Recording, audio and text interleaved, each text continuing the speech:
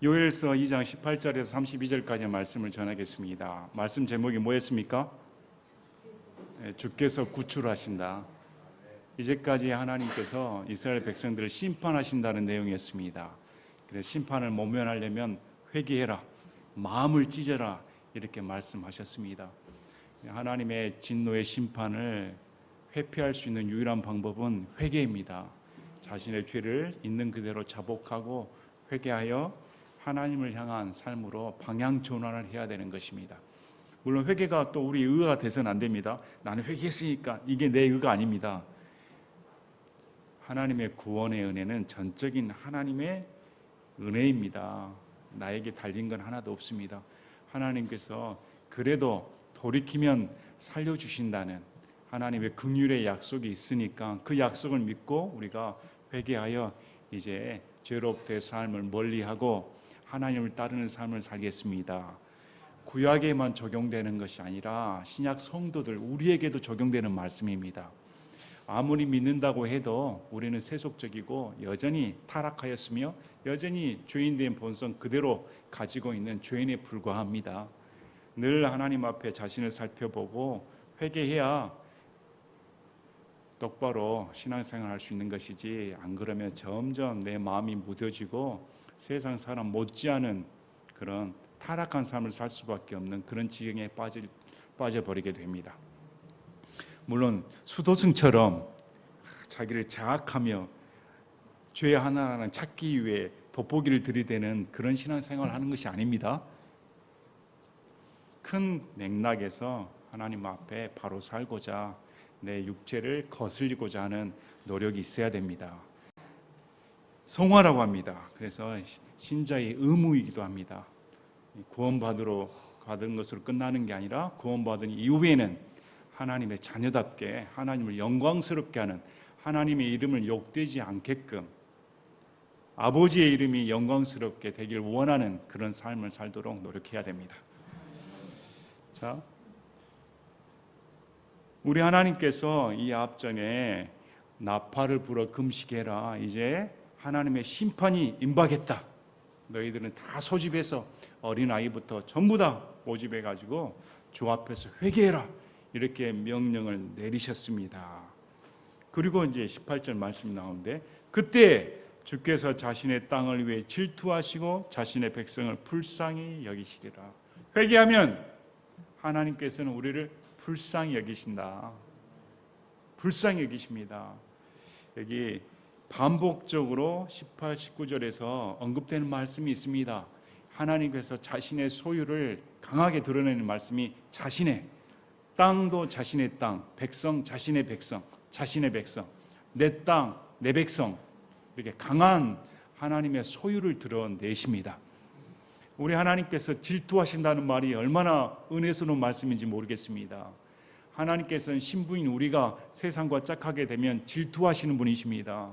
질투라는 것은 사랑이 있으니까 질투하는 감정이 생기는 겁니다.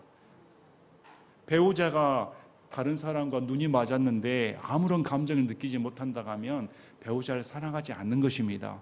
배우자를 사랑한 만큼 다른 사람과 눈이 맞으면 질투심이 생기고 어찌하든지 다시 되찾고자 하는 욕구가 생기는 것이 정상적인 관계입니다.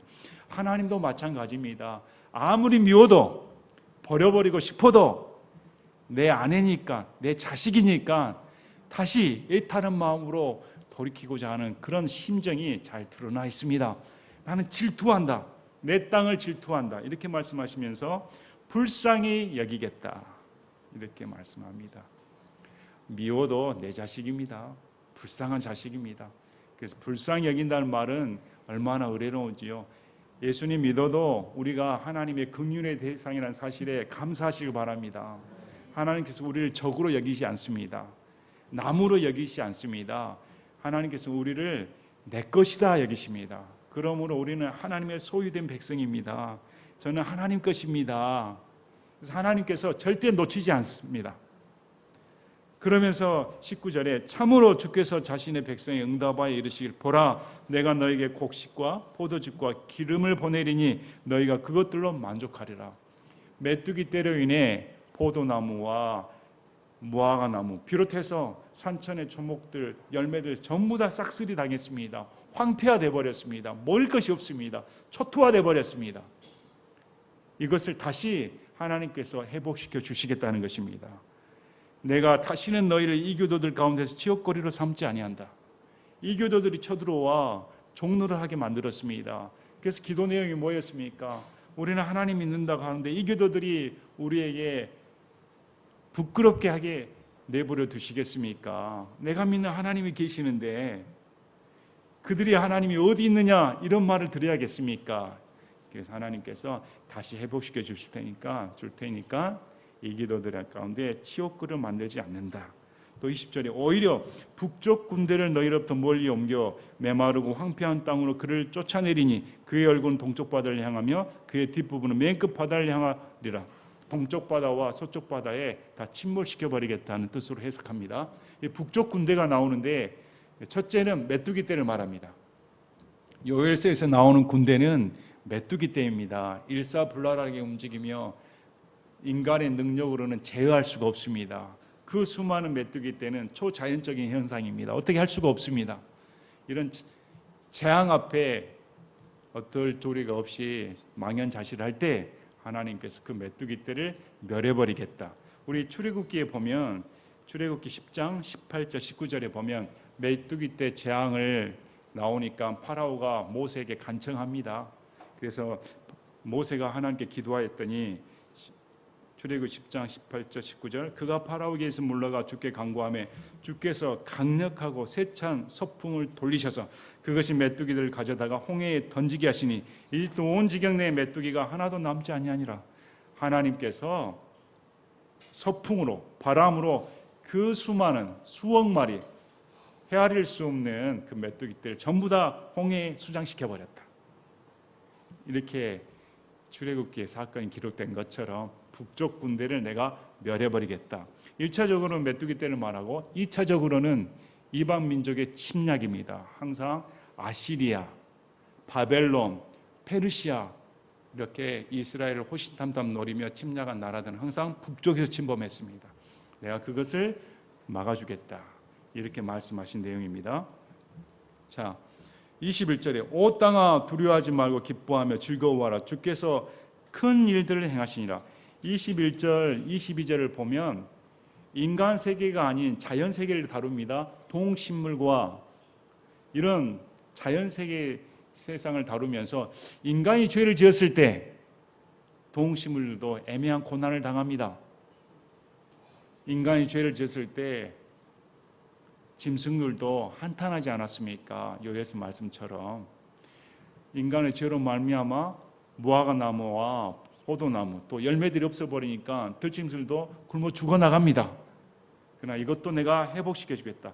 땅아 두려워하지 말고 기뻐하며 즐거워하라. 땅 위에 있는 백성이 죄를 지어 땅도 고통을 당하는데 하나님께서 회복시켜 줄 테니까 땅도 그 고통에서 해방된다고 성경 말씀합니다.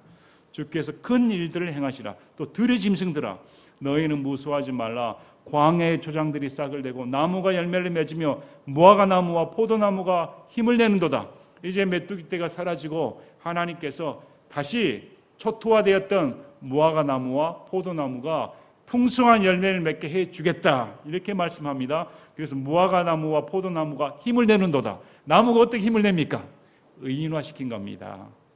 이런 역사가 일어난다고 하나님께서 약속의 말씀을 주셨습니다. 무엇 때문에? 회개 때문에. 여러분, 회개에 대한 대가는 우리가 상상을 초월합니다. 우리 죄인이 회개해서 하나님께 베풀어 주신 은혜는 우리가 생각하는 이상의 선물을 가져다 주십니다. 자, 시온의 자녀들아 이제 자연 세계가 아닌 자녀들에게 말합니다. 자녀들아 너희는 그때 즐거워하며 주 너희 하나님을 기뻐하라. 그분께서 너희에게 이른 비를 적당히 주셨으며 또 너희를 위해 비를 내려주시되 이른 비와 첫째 달에 늦은 비를 내려주시리니. 23절에는 이른 비와 늦은 비가 나옵니다. 은사주의자들은 이른 비 늦은 비 성령 말하는데 그 말이 아닙니다. 지금 농경사회입니다. 농경사회는 비를 간절히 기다립니다. 비가 있어야 농작물이 경작이 될 거 아닙니까? 우리 교회 영어사전 있는 그대로 말씀을 드리겠습니다. 교회 영어사전에 이른 비와 늦은 비에 대해 이렇게 정의했습니다. 팔레스타인에서 이른 비는 가을, 태양력으로 10월경에 내리는 첫 비를 말한다. 이른 비를 기점으로 겨울 우기가 시작되며 이 비가 내림으로써 건기 동안 메마르고 굳어졌던 땅을 무르게 해주어 경작과 파종을 가능하게 한다.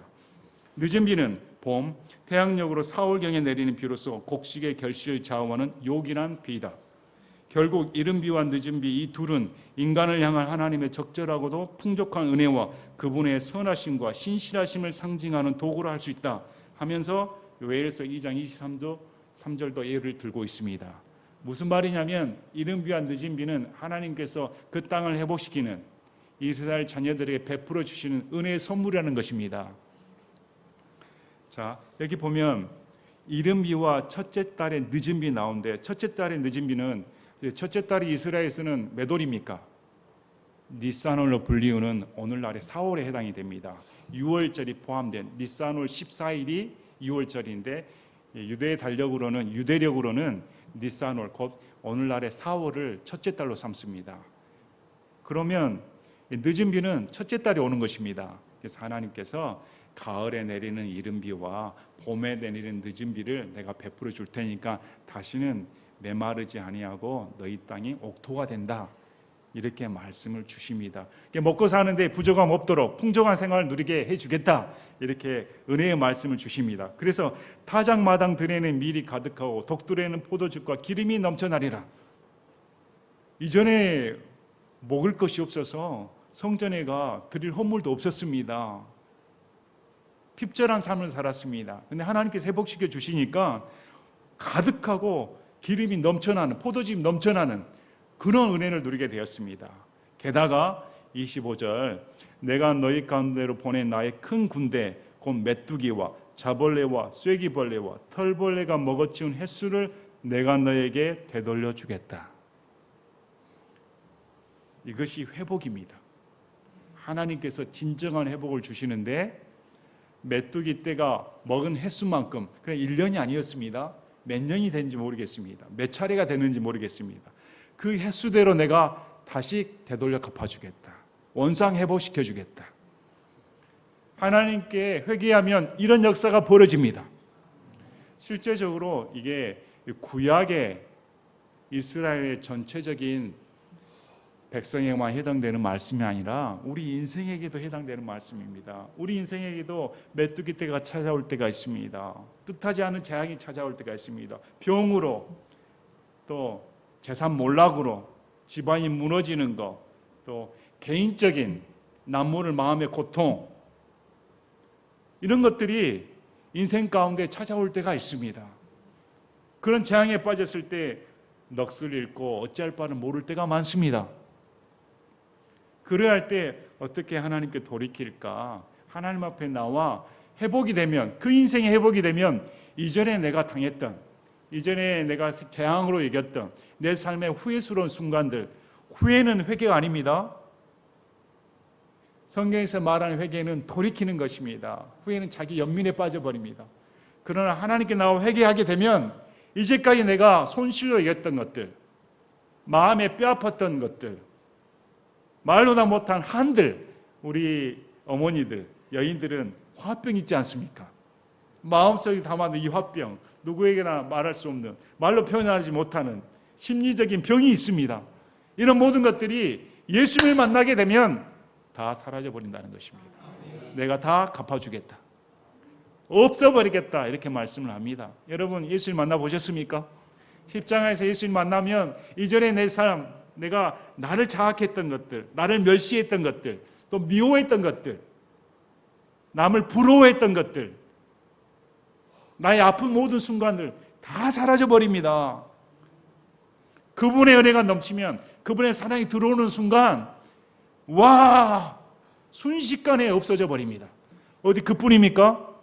온 우주 만물을 창조하신 그분, 우리가 셀 수 없는 별들, 무한대의 우주에 가까운 모든 창조하신 그 하나님이 내가 아버지라 부를 수 있다니, 내가 하나님의 자녀가 되고 그 예수님이 직접 나를 위해 목숨을 바치도록 이 땅 가운데 내려오셨다니, 하나님의 아들의 위치에 세워주셔서 영원한 상속 언약과 함께 영원한 삶을 누리게 해주시겠다니, 우리가 생각하던 것 이상으로 갚아주십니다. 이건 상상할 수 없는 것입니다. 내가 메뚜기가 너희 삶 가운데 재앙을 가져다 준 그 횟수대로 내가 다시 갚아주겠다. 아멘. 믿으시길 바랍니다. 예수님 만나면 여러분 인생이 달라집니다. 또 달라지게 돼 있습니다. 달라질 수 있는 유일한 원동력은 예수님 만나는 것입니다. 그분은 우리의 인생을 완전히 회복시켜주고도 남으신 분입니다. 자, 우리 인생이 회복되었을 때 반응을 말합니다. 곧 26절, 27절은 이런 은혜를 받았을 때 어떤 반응이 나오는가? 성경이 기록합니다. 너희가 풍족히 먹고 만족하며 너희를 놀랍게 대우한 주 너희 하나님의 이름을 찬양하리라. 자, 어떤 너희였습니까? 배반한 자들이었습니다. 하나님을 떠나 우상 숭배하던 자들이었습니다. 도덕적으로 타락한 자들이었습니다. 하나님의 진노의 대상이나 다름없는 자였습니다. 그런데 어떻게 말합니까? 풍족히 먹고 만족하며 자기 삶을 하나님께서 회복시켜 주신 그 은혜를 맛보며 나를 놀랍게 대우해 주셨다. 우리 스스로가 내가 놀라울 정도로 하나님이 대우해 주셨다는 것입니다. 그냥 대우해 준 정도가 아닙니다. 인생이 하나님을 만나면 다 놀라게 되어 있습니다. 어떻게 그분이 나를 기억하실까?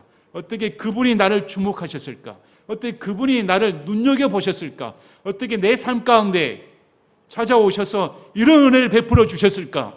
어떻게 예수님 만나 세상이 주지 못하는 이런 기쁨을 누릴 수가 있을까? 어떻게 예수님 만나 세상이 누리지 못하는 평안을 누릴 수가 있을까?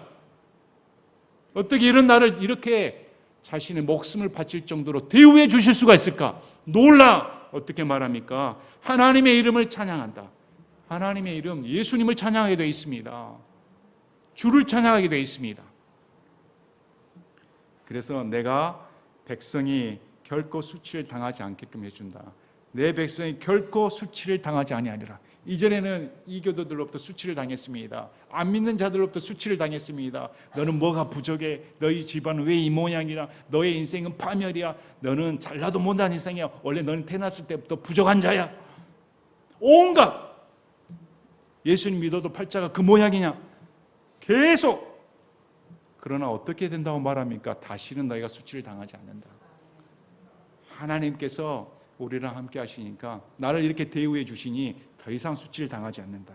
그래서 두 가지 사실을 알게 된다고 말합니다.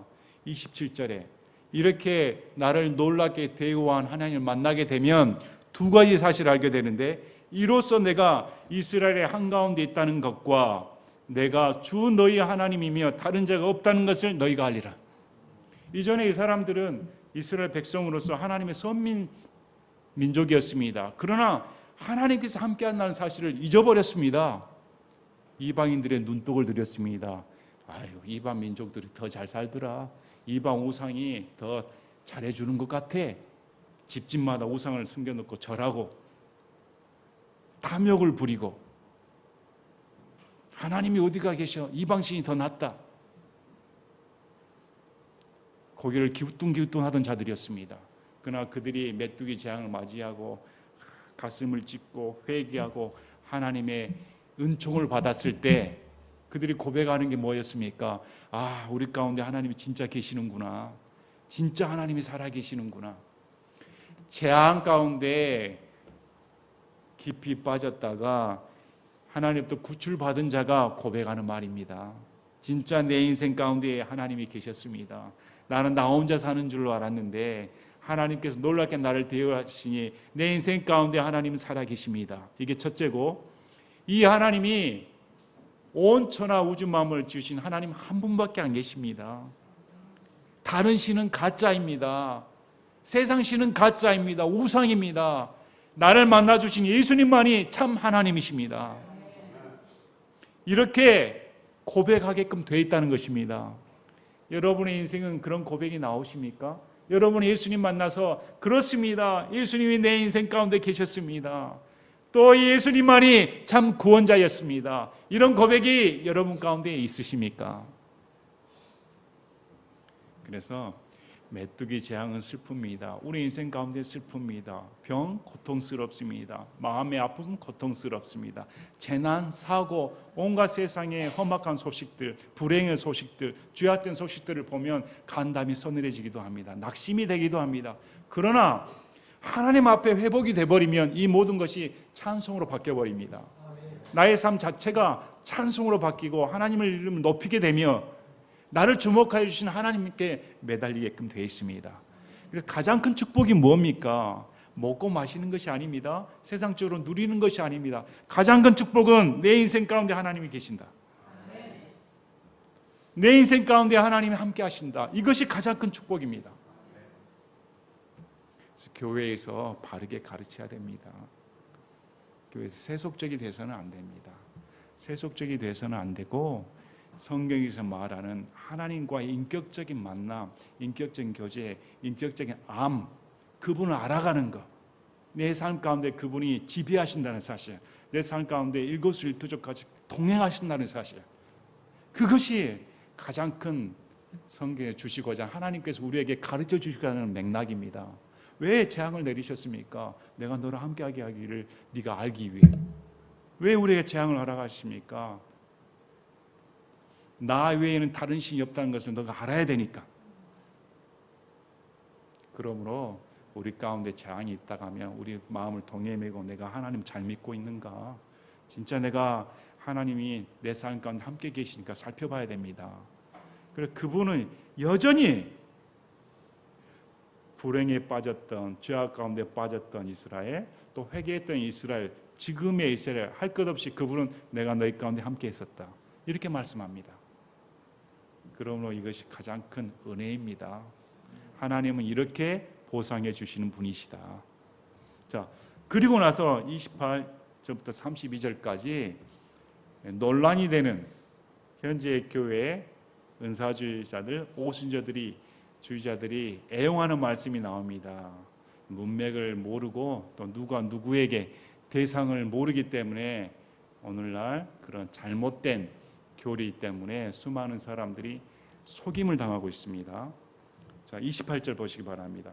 그 뒤에 내가 내 영을 모든 육체에게 부어주리니 너희 아들 딸들은 태어나며 너희의 늙은이들은 꿈을 꾸고 너희의 젊은이들은 환상들을 보리라. 그 날들에 내가 내 영을 또한 남종들과 여종들에 부어줄 것이요. 28절 29절 와, 밴드 땅땅땅 치며 방방 뛰며 노래 부르지 않습니까? 주의 영이 임하면 신나게 부르는 노래 아닙니까? 요즘 교회에서 주의 영이 임하면 환상 보고 태어나고 막 꿈을 꾸고 참 그러고 싶죠. 다들 그래 주의 영이 임하면 꿈을 꾼대, 대언을 한대, 환상을 본대. 참 안타까운 일입니다. 이건 대상이 교회가 아닙니다. 또 내가 하늘들과 땅에서 이적들을 보이리니 곧 피와 불과 연기 기둥들이라. 크고 두려운 주의 날이 오기 전에 해가 변하여 어둠이 되고 달이 변하여 피가 될 것이나 누구든지 주의 이름을 부르는 자는 구출을 받으리니 주가 말한 대로 시온산과 예루살렘에 구출이 있으며 주가 부를 남은 자들에게도 구출이 있으리라. 28절부터 32절까지는 앞으로 7년 환난과 천년왕국 지상 재림하실 예수 그리스도의 재림까지 아우르는 말씀이지 신약에 준 말씀이 아닙니다. 하나님께서 요엘 대언서를 통해 할 때는 교회는 존재하지도 않고 이 이스라엘 백성들은 교회에 대해 아무도 모릅니다. 보면 시온산과 예루살렘에 구출이 있다고 했지 다른 데 구출이 있는 것이 아닙니다. 시온산과 예루살렘은 이스라엘입니다. 교회가 아닙니다. 이걸 교회에 적용시킨다는 것은 어불성설입니다. 말도 안 되는 소리입니다. 지금 요엘 대언사에 그래 말세가 되면 우리 교회가 이렇게 있는가 보다.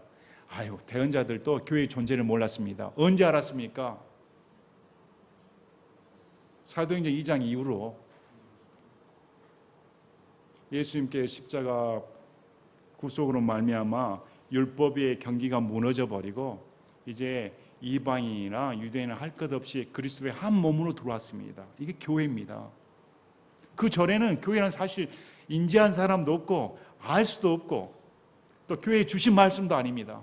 철저하게 이스라엘 백성이 하신 말씀입니다. 우리 스가랴 12장 9절에서 10절을 보면, 스가랴 12장 9절 10절에 보면,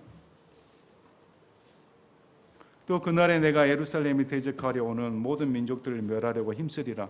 내가 다윗의 집과 예루살렘 거주민들을 위해 은혜의 영과 강구하는 영을 부어주리니 그들이 나 곧 자기들이 찌른 나를 바라보고 사람이 자기 여아들로 인해 애곡하듯 그로 인해 애곡하며 사람이 자기의 처음 난 자로 인해 쓰라리게 슬퍼하듯 그로 인해 쓰라리게 슬퍼하리라.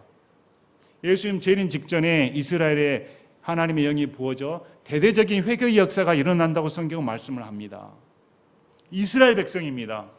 그리고 스가랴 14장 1절부터 4절까지 보면 모든 민족들이 예루살렘을 향해 대적하러 올 때 하나님께서 우리 예수님이 직접 심판하시고 올리브산으로 재림하신다고 말씀을 합니다. 이런 일이 벌어진다고 합니다. 자, 하늘들과 땅에서 이적들을 보이는데 피와 불과 연기 기둥들이다. 지금 피가 보입니까? 하늘들의 기적이 보입니까? 없지요. 지금 시대가 아닙니다. 그런데 이걸 사도행전 2장에서 오순절 사건 일어날 때 베드로가 인용을 합니다. 왜 베드로가 인용했을까부터 생각을 해야 됩니다. 우리 사도행전 2장 보시겠습니다.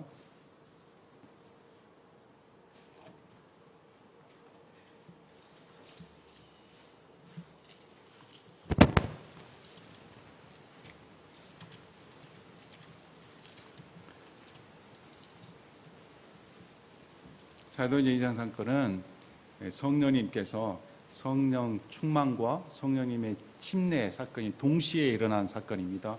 유일한 사건입니다. 성령님께서 눈에 보이게끔 임하신 단회적인 사건입니다. 자, 여기 보면 2장 4절에 그들이 다 성령님으로 충만하여 성령께서 그들에게 말하게 하시는 대로 다른 언어들로 말하기 시작하더라. 다른 언어들로 말했다고 합니다. 기도가 아닙니다. 성경에서 말하는 방언은 기도가 아닙니다. 스픽, 말하다는 것입니다. 예, 말하다는 것이지 혼자 골방에서 기도한다든지 기도 목적으로 방언을 주신 적은 없습니다. 타 언어는 바로 말하다. 이렇게 말하기 시작했는데 다른 민족들이 사랑하는, 이해하는 말이었습니다. 그래서 7절을 보니까 그들이 모두 놀라고 이상히 여기며 서로 이르되 보라, 말하는 이 사람들이 다 갈릴리 사람들이 아니냐. 그런데 어떻게 우리 각 사람이 우리가 태어난 곳에 우리 언어로 듣느냐. 성경에서 말하는 타 언어는 분명히 외국어입니다. 분명히 외국어이고 이건 기도가 아닙니다. 외국어로 무슨 말을 했을까요? 11절 보시기 바랍니다. 크레테 사람과 아라비아 사람의 저들이 하나님의 놀라운 일들을 우리 언어들로 말하는 우리가 듣는도다. 어떻게 말할까요? 그 타 언어, 방언을 해서 하나님을 높이는 말을 했다는 것입니다. 이것은 성경에서 일괄적으로 계속 나오는 말씀입니다. 자, 그랬더니 이 현상이 일어나니까 다들 놀랐습니다. 왜 어떻게 이런 현상이 일어났지? 그래서 베드로가 일어나 이렇게 말합니다. 16절에 오히려 이것은 주께서 대언자 요엘을 통해 말씀하신 것이지나 그가 이르되 하나님이 말하노라 마지막 날들에 내가 내 영을 모든 육체에게 부어주리니 너희 아들 딸들은 대언하며 너희의 젊은이들은 환상들을 보고 너희의 늙은이들은 꿈을 꾸리라. 그 날들에 내가 내 영을 내 남종들과 여종들에 부어주리니 그들이 대언할 것이요 또 내가 위로 하늘에서는 이적들을 보이며 아래로 땅에서는 표적들을 보이니 곧 피와 불과 연기니라. 저 크고 주목할 만한 주의 날이 오기 전에 해가 변하여 어둠이 되고 달이 변하여 피가 될 것이나 누구든지 주의 이름을 부르는 자는 구원을 받으리라. 자, 요엘 대언서 말씀을 사도 베드로가 이 현상을 보고 그대로 말을 했습니다. 자, 여기 있는 사람들은 다 유대인입니다. 유대인은 요엘 대언서 말씀을 알았을까요? 몰랐을까요? 다 아는 사람들입니다. 이 사람들은 정통 유대인들입니다. 정통 유대인들은 우리보다 성경을 더 빠삭하게 하는 사람입니다. 베드로 정도도 요엘 대언서 말씀을 외우고 있는데 거기 있는 유대인들이 요엘 대언서 말씀을 몰랐을까요? 다 알고 있는 사람들입니다. 그런데 이 현상을 보고 지금 베드로가 말하는 이유가 뭘까요? 지금 타언어를 말하고 있는데 우리 요엘서 말씀은 타언에 대해서 나오질 않습니다. 어떤 말씀이 나옵니까? 대언입니다. 그런데 지금 사도 베드로는 타언을 말하고 있는데 대언에 대해 말하고 있습니다.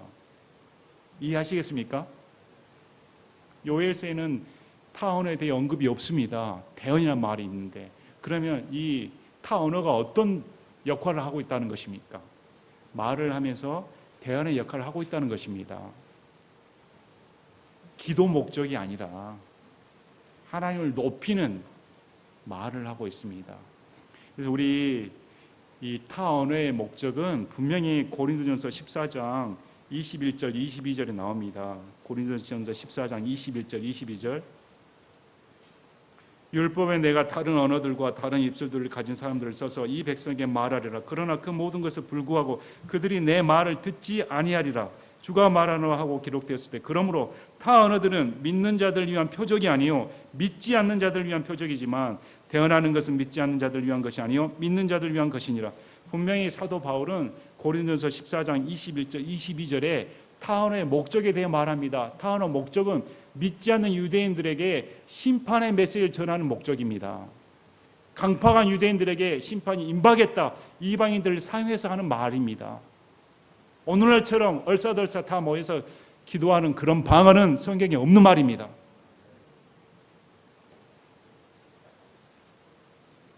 성경에 없는데 왜 그렇게 할까요?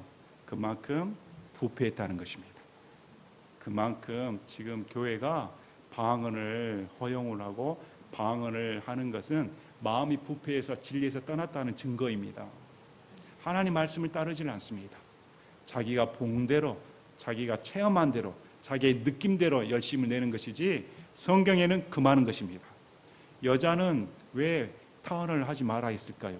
타언어가 기도가 아니라 타언을 통해 하나님 말씀을 선포하기 때문입니다. 여자에게는 가르치는 것이 허용되지 않았습니다. 그래서 여자에게는 타언어는 교회에서 해서는 안 된다. 그럼 어느 날 교회가 그렇게 합니까? 여자들이 제일 난리칩니다. 아주 유창하게 한다고 저도 한번 해보고 안 하겠습니다. 요즘은 아이들까지 방언한다고 하면 참 다 진리에서 떠났구나. 참 안타까운 일이 벌어지고 있습니다. 자, 그래서 지금 베드로가 왜 이 구절을 인용을 했을까요? 베드로는 예수님의 재림이 임박했다고 생각했습니다. 그래서 지금 주의 심판 날이 임박했으니까 이 현상이 벌어졌다. 이렇게 말을 하면서 요엘 대언서 말씀을 들으면서 주의 이름을 부르는 자는 구출을 받는다. 그 주가 누구인가 하면서 변증을 해가는 것입니다. 그래서 사도 베드로가 이렇게 말을 하죠. 자, 33절을 보시길 바랍니다. 33절에 그러므로 그분께서 하나님의 오른손에 의해 높여지시고 아버지께서 성령님을 약속으로 받아 너희가 지금 보고 듣는 이것을 부어주셨느니라. 사도행전 33절에 자, 예수님께서 이렇게 부활하셔서 가셨으므로 이런 현상이 일어났다 하고 36절에 그러므로 이스라엘 온 집은 이것을 확실히 알지니 곧 너희가 십자가에 못 박은 그 동일한 예수님을 하나님께서 주와 그리스도로 삼으셨느니라. 요엘 대언서에서 누구든지 주의 이름을 부르는 자는 구원을 받는다고 했는데 그 주가 누구인가? 바로 너희가 못 박은 예수님이다. 그리고 이 현상이 일어났으므로 곧 심판이 온다는 것입니다. 이렇게 베드로가 말을 한 것입니다. 그랬더니 이들이 와 진짜 이분이 주님이시고 곧 심판이 일어나겠구나. 이런 일이 벌어지니 그래서 회개가 역사가 일어난 것입니다. 근데 이 말씀 요엘서 말씀을 딸랑 삼아가지고 오늘날 젊은이들이 전혀 교리적인 모집 가운데 이런 일을 벌이는 것은 참 안타까운 일이 아닐 수 없습니다. 자기가 열심을 낸다고 해서 타락한 것이 아닙니다. 하나님의 뜻대로 열심을 내는 것이 올바른 방법이지 자기 방법대로 열심을 내는 것은 기만적인 행동입니다. 그래서 오늘날 교회는 진리가 사라져 버렸습니다. 진리를 추구하는 교회는 인기가 없습니다. 왜? 세상적인 세속적인 입맛을 따르지 않으니까. 그러므로 우리 신앙은 진리와 감정의 싸움입니다. 이성과 감정의 줄다리기 싸움의 연속입니다. 여러분 감정으로 치우쳐져 있습니까? 여러분은 이성으로 치우쳐져 있습니까? 여러분 진리를 따르십니까? 아니면 세상이 좋아하는 그런 교리를 따르고 있습니까? 여러분이 눈에 보이는 대로, 귀로 듣는 대로, 마음이 원하는 대로 따르고 있습니까? 아니면 내 육체의 감정과 상관없이 성경에서 지시한 대로 따르고 있습니까? 그래서 이런 방언의 현상을 볼 때 우리는 깨어 있어야 됩니다. 얼마 남지 않았구나. 아, 교회가 배도하고 있구나. 방언은 교회의 배도의 증거입니다. 명백한 것입니다. 하나님 말씀을 알았더라면 그런 일 하지 않습니다. 오늘 말씀을 보시면 주께서 구출하신다. 이 1차적으로 이스라엘 백성을 구출하셨습니다. 이제 천년왕국 전에 이스라엘 백성들이 대대적으로 회개하고 여러 민족들이 이스라엘 치러 올 때 하나님께서 직접 민족들을 심판하고 이들을 구출해내십니다. 누구든지 주의 이름을 부르기만 하면. 신약에 와서는 로마서 말씀을 통해 사도 바울이 누구든지 주의 이름을 부르는 자는 구원을 얻는다. 그 주가 예수님입니다. 이제 이 교회 시대에서는 하나님의 심판이 임박했을 때 이제 내 죄를 용서해주고 단번 속죄와 영원한 구속은 십자가밖에 없습니다. 인생이 구원하는 방법은 십자가 앞에 회개밖에 없습니다. 예수의 이름만 부르면 여러분의 절망적인 인생, 여러분의 비관적인 인생, 여러분의 실패한 인생이 100번, 1000번, 10,000배, 아니 헤아릴 수 없는 도저히 상상을 초월하는 것으로 하나님이 갚아주십니다. 우리 인생을 구출하신 하나님 생각하면 얼마나 놀랍습니까? 여러분 한 번씩 우주의 크기에 대해 다시 한번 생각해 보시길 바랍니다. 우주 그 크기, 그 저 너머에서 나 같은 자를 위해 찾으러 오셨는데, 야, 그분이 오늘은 기절 안 하신가요? 여러분의 인생을 회복시키러 찾아오신 그분 생각하면 기절해야 마땅하지 않습니까? 우리 인생을 구출해 주신 여러분 구출 받으셨습니까? 저는 그렇습니다. 저는 제 인생 가운데 구출 받았다기에 너무 감사합니다. 내가 예수님을 몰랐더라면, 내가 하나님을 몰랐더라면 내 인생 어떻게 살았을까? 남들은 모를 겁니다. 왜 이렇게 사는지, 왜 예수님이 좋은지, 왜 예수님을 위해 사는 인생이 가장 값진 인생인지 예수님을 만나봐야만이 알 수 있습니다. 반드시 여러분의 인생이 예수님을 만나 여러분의 인생으로부터 구출받는 그런 인생 사시기를 진심으로 바랍니다. 제가 기도하고 마치겠습니다.